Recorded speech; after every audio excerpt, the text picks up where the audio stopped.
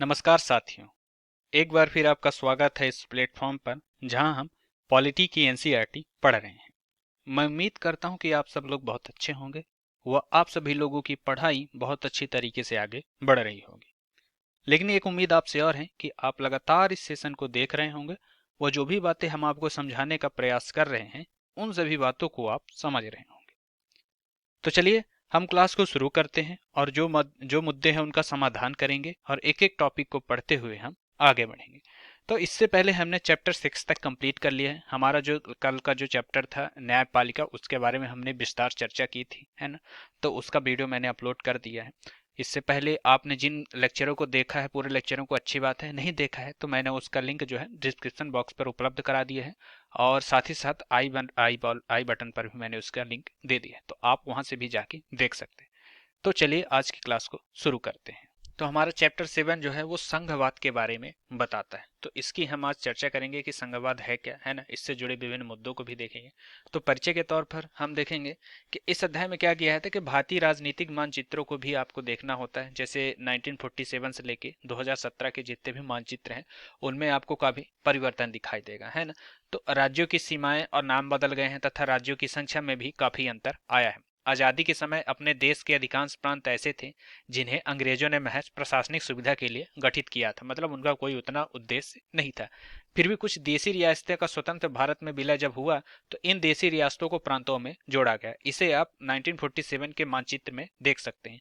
तब से लेकर आज तक राज्य की सीमाएं में कई बार बदलाव हुआ है। इस अवधि में न केवल राज्यों की सीमाओं में परिवर्तन हुआ बल्कि कुछ राज्यों की जनता के इच्छा के अनुरूप भी उनपे बदलाव किए गए। मतलब जैसे कि मैसूर का नाम कर्नाटक तथा मद्रास का नाम तमिलनाडु हो गया। ये सब वहां के लोगों की मांग के अनुसार हुआ था। तथा कुछ नए राज्यों का जो गठन हुआ था भाषाई आधार पर, जैसे आंध्र प्रदेश का गठन हुआ था, तो उनका भी क्या था कि ये सब लोगों की एक तरह से जनता की इच्छा के अनुरूप हुआ था। और ये मानचित्र क्या थे 70 वर्षों में अनेक बार परिवर्तित हुए। एक तरह से नक्शे हमें भारत में संघवाद के कामकाज की कहानी पढ़ाते हैं। तो इस अध्याय के बाद हम क्या पढ़ेंगे कि संघवाद क्या है ना। केंद्र भारतीय संविधान में संघीय व्यवस्था के संबंधी प्रावधान क्या है, केंद्र और राज्यों से संबंध जुड़े मुद्दे देखेंगे और विशेष किस्म की बुनावट और ऐतिहासिक विशेषता वाले राज्यों को भी निर्धारित विशिष्ट प्रावधान क्या है, इन सभी बातों को हम देखेंगे। तो चलिए आज का चैप्टर शुरू करते हैं। तो ऐतिहासिक दृष्टिकोण में क्या बताया गया है आपके कि भारत में संघवाद इसकी संवैधानिक विकास की प्रक्रिया की उपज से है, जिसमें एक केंद्रीभूत राज्य व्यवस्था का धीरे धीरे विकेंद्रीकृत व्यवस्था में परिवर्तन कर दिया गया। पहले केंद्रीकृत किया गया, फिर उसको विकेंद्रीकृत किया गया ब्रिटिशरों द्वारा और उसे आज अपना लिया गया, है ना। भारत में संघवाद का सूत्रपात सन 1861 में होता है ना। तो इस तरह से ये भारतीय संघवाद का आपका ऐतिहासिक दृष्टिकोण हो गया। दूसरे बिंदु में क्या बताया कि अंग्रेजों को भय था कि भारत में साम्राज्यवादी हित उसी समय तक सुरक्षित रह पाएंगे जब तक कि केंद्रीय व्यवस्था मजबूत होगी। इस प्रकार एक शक्तिशाली केंद्र प्रधान संघ की परंपरा 1935 के अधिनियम के माध्यम से संविधान निर्मात्री सभा तक पहुंची, जिन्हें उन्होंने स्वीकार कर लिया। उसके इस विचार को देश के विभाजन ने भी और अधिक प्रासंगिक बना दिया। देशी रियासतों, भाषाई भिन्नता और संविधान की सर्वोच्चता, ये सब क्या हुआ कि जो 1935 का जो केंद्र की शासन व्यवस्था थी उसके तहत इसको ज्यादा प्रासंगिक बना दिया गया। भारतीय संघात्मक सरकार में 28 राज्य व 7 केंद्र शासित इकाइयों को मिलाकर भारत में संघीय शासन व्यवस्था की स्थापना करती है ना। दिल्ली को राष्ट्रीय राजधानी क्षेत्र का दर्जा दिया गया। अमेरिका भी संघीय राज्य है लेकिन वह जर्मनी व भारत संघवाद से भिन्न है। मतलब अमेरिका में भी संघीय व्यवस्था है लेकिन वो अमेरिका भारत से अलग है और जो जर्मनी में जो संघवाद है उससे अलग है ना। संघवाद की मूल अवधारणा क्या थी कि यह संस्थागत प्रणाली है। संघवाद क्या है, एक संस्थागत प्रणाली है। इसमें एक प्रांतीय सरकार और दूसरी केंद्रीय सरकार दूसरे केंद्रीय स्तर की सरकार होती है ना। संघीय से देशों में दोहरी नागरिकता की भी व्यवस्था है, पर अपने यहाँ दोहरी नागरिकता नहीं है। जैसे अमेरिका में संघीय व्यवस्था जो है तो उसमें दोहरी नागरिकता है। जैसे न्यूयॉर्क के निवासी न्यूयॉर्क का नागरिक होगा प्लस अमेरिका का नागरिक होगा। पर अपने यहाँ अगर आप एमपी के निवासी हैं तो आप एमपी के निवासी नहीं करके आपको भारत का निवासी माना जाएगा। दोहरे शासन की रूपरेखा लिखित संविधान में मौजूद होती है ना। संविधान सर्वोच्च होता है और दोनों सरकारों का भी स्रोत होता है। मतलब प्रांतीय स्तर पर भी और केंद्र स्तर पर संविधान के द्वारा ही कार्य किए जाते हैं। राष्ट्रीय महत्व के विषयों जैसे प्रतिरक्षा और मुद्रा का उत्तरदायित्व संघीय केंद्र पर असर होता है। मतलब विदेशी मामले हो गए है ना, और मुद्रा हो गया और प्रतिरक्षा से संबंधित जितने भी उत्तरदायित्व होते हैं इन सबका केंद्र पर नियंत्रण होता है। क्षेत्रीय या स्थानीय महत्व के विषयों पर प्रांतीय सरकारें जवाबदेह होती हैं। अब देखेंगे संघवाद का क्या अर्थ है ना। तो संघवाद साधारण शब्दों में कहें तो संघवाद संगठित रहने का विचार है। मतलब एक तरह से जैसे इसमें संधि विच्छेद जो किया जाता है, संघ मतलब संघ बराबर संगठन प्लस वाद बराबर विचार, मतलब आपस में एक संघ बनाकर संगठित रहना संघवाद होता है। संघवाद क्या है? एक संस्थागत प्रणाली है जिसमें दो स्तर की राजनीतिक व्यवस्थाओं को सम्मिलित किया जाता है। इसमें एक संघीय होती है और दूसरी प्रांतीय होती है। संघीय सरकार पूरे देश के लिए होती है जिसके जिम्मे राष्ट्रीय महत्व के विषय होते हैं, और राज्य की सरकारें अपने प्रांत किसी विशेष राज्य के लिए होती है ना, जिसके जिम्मे में राज्य के महत्व के विषय होते हैं। उदाहरण के लिए जैसे अगर आप देखेंगे कि भारत में संघ सूची के विषयों पर और केंद्रीय सूची के विषयों संघ सूची के विषयों पर केंद्रीय सरकार कानून बनाती है और राज्य सूची के विषयों पर राज्य कानून बनाती है। इस तरह से इसका विभाजन किया गया है। अब भारतीय संविधान में जो संघवाद है, जैसे आप देखेंगे संविधान के अनुच्छेद फर्स्ट में भारत को राज्यों का संघ कहा गया है ना। तो सबसे महत्वपूर्ण जो आपकी शुरुआत होती है अनुच्छेद 1 से ही हो जाती है भारत में संविधान में संघवाद का, है ना। भारत में जो संघवाद अपनाया गया है उसका आधार राष्ट्रीय आंदोलनों के दौरान आंदोलन कार्यकर्ताओं द्वारा लिए गए उस फैसले का परिणाम है। जब देश आजाद होगा तब विशाल भारत पर शासन करने के लिए सत्तियों को प्रांतीय और सरकारों के बीच, केंद्रीय सरकारों के बीच बांटेंगे, जो आज का संविधान में भी ऐसा ही नियम है ना। भारतीय संविधान में संघीय व्यवस्था के अनुसार एक संघीय सरकार प्लस 29 राज्य तथा 7 केंद्र शासित सरकारें अपने अपने प्रांतों में अपने अपने विषयों पर काम करती है।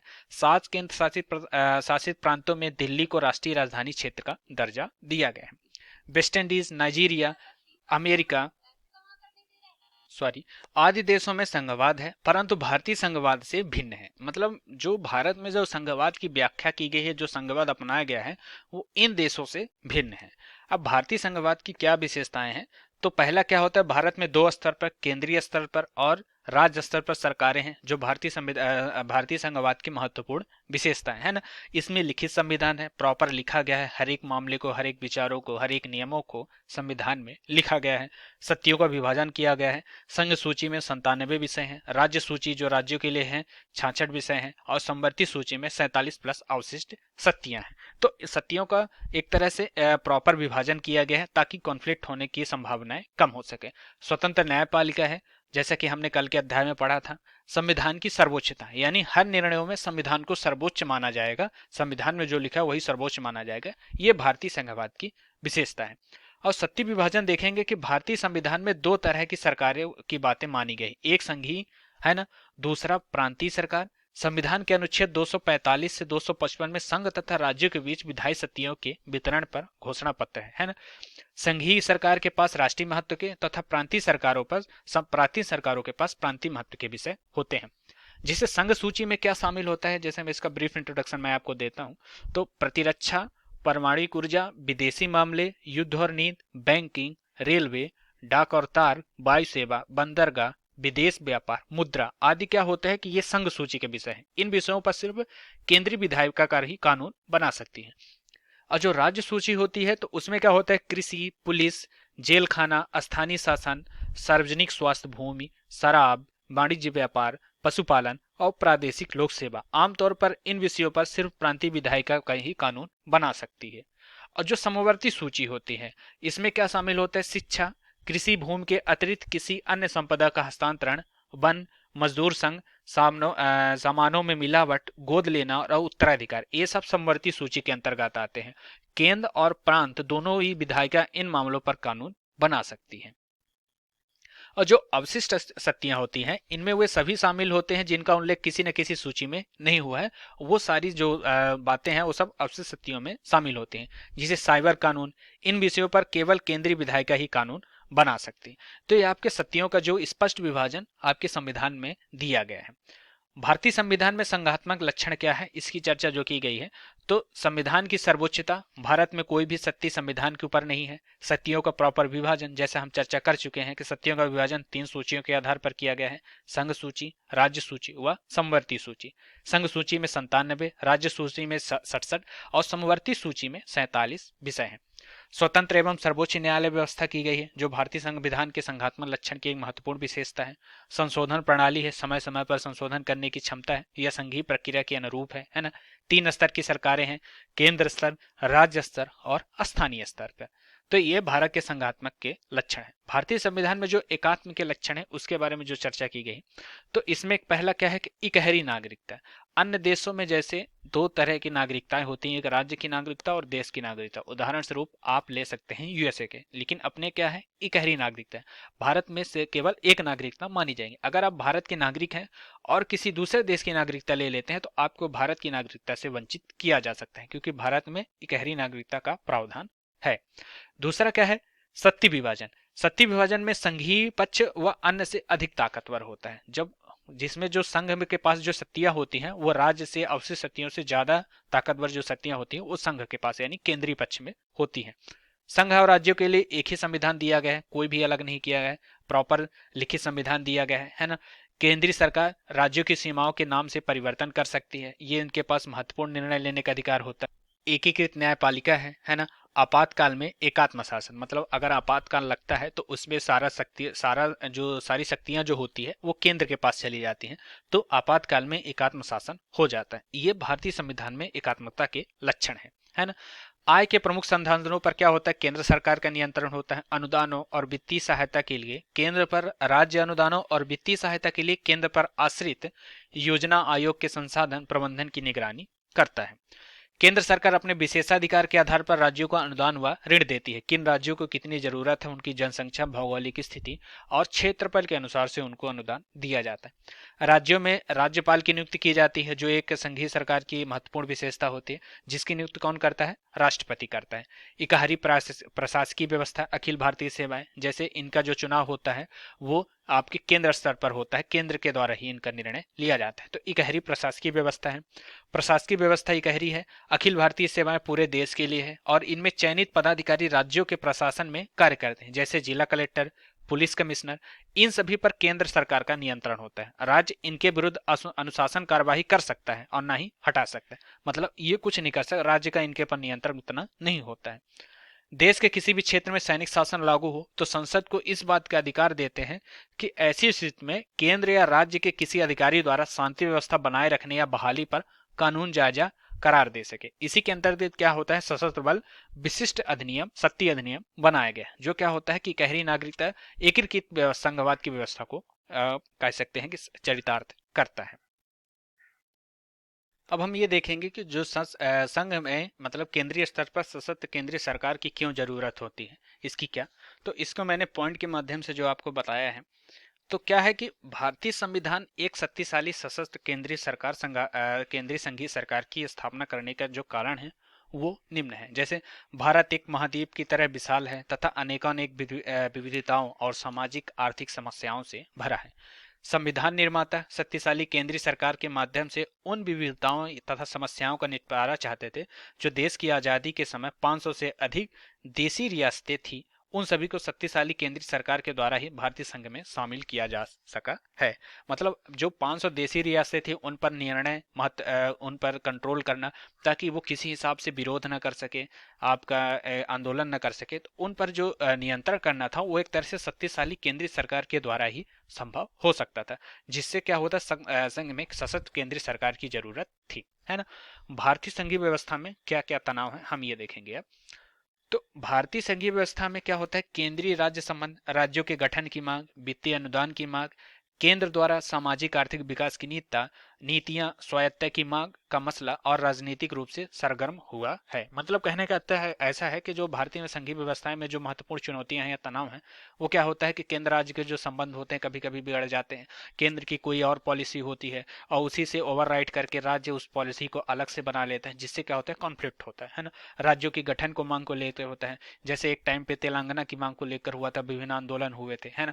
और उसी तरह वित्तीय अनुदान की मांग को लेकर कि हमको जैसे वित्तीय अनुदान कम दिया, जैसे केरल मांग करता है कि जो यूपी है उनमें अभी भी सेक्स रेशियो उतना सही नहीं है और लिंगानुपात सही नहीं है, और वहाँ जन पॉपुलेशन ज़्यादा है जो केंद्र की एक आपकी लाइन कंट्रोल थी उसके हिसाब से भी ज़्यादा है, फिर भी उनको ज़्यादा अनुदान दिया जाता है। तो इन सभी मामलों को लेकर केंद्र और राज्य के बीच जो संघीय व्यवस्था में तनाव उत्पन्न हो जाता है। इसमें पहले हम देखेंगे स्वायत्ता की मांग। समय समय पर अनेक राज्यों और राजनीतिक दलों में राज्यों में केंद्र के मुकाबले ज्यादा स्वायत्ता देने की मांग उठाई जाती है, जो निम्न रूप में।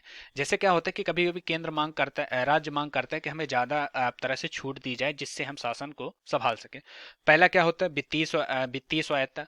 राज्यों के आय के अधिक से अधिक साधन होने चाहिए तथा संसाधनों पर केंद्र से ज्यादा राज्यों का नियंत्रण होना चाहिए। प्रशासनिक स्वायत्तता यानी प्रशासनिक रूप से ज्यादा छूट दी जाए, सत्ता विभाजन को राज्यों के पक्ष में बदला जाए, राज्यों को अधिक शक्तियां दी जाए। संस्कृत और भाषाएं मुद्दे में क्या है, तमिलनाडु में हिंदी विरोध में, पंजाब में पंजाबी व संस्कृत में संस्कृत को प्रोत्साहन की मांग है ना। शक्ति विभाजन को राज्यों के पक्ष में बदला जाए, राज्यों के पास आय के स्वतंत्र साधन होने चाहिए। जैसे 1977 में पश्चिम बंगाल की वामपंथी सरकार ने केंद्र व राज्यों की पुनः संबंधों को पुनः परिभाषित करने की मांग के लिए दस्तावेज प्रकाशित किया था। राज्य प्रशासनिक तंत्र में क्या होता है कि तंत्र पर केंद्रीय नियंत्रण की नाराजगी होती है ना, कि केंद्र का जो नियंत्रण होता है वो ज्यादा सख्त है राज्य की प्रशासनिक कार्यवाही पर, तो उसको लेकर छूट दी जाए। सांस्कृतिक व भाषाई मुद्दे में तमिलनाडु में क्या होता है, जैसे ये भाषा को लेकर जो मांग की जाती है या फिर अन्य क्षेत्रों पर जो हिंदी भाषी क्षेत्रों का जो वर्चस्व है उसको लेकर विभिन्न मुद्दों पर कॉन्फ्लिक्ट होता है, जो तनाव की स्थिति उत्पन्न हो जाती है। दूसरा क्या होता है कि राज्यपाल की भूमिका तथा राष्ट्रपति शासन, जो एक तरह से बहुत ही महत्वपूर्ण या फिर विवादित आप कह सकते हैं कि स्थिति है वर्तमान समय में।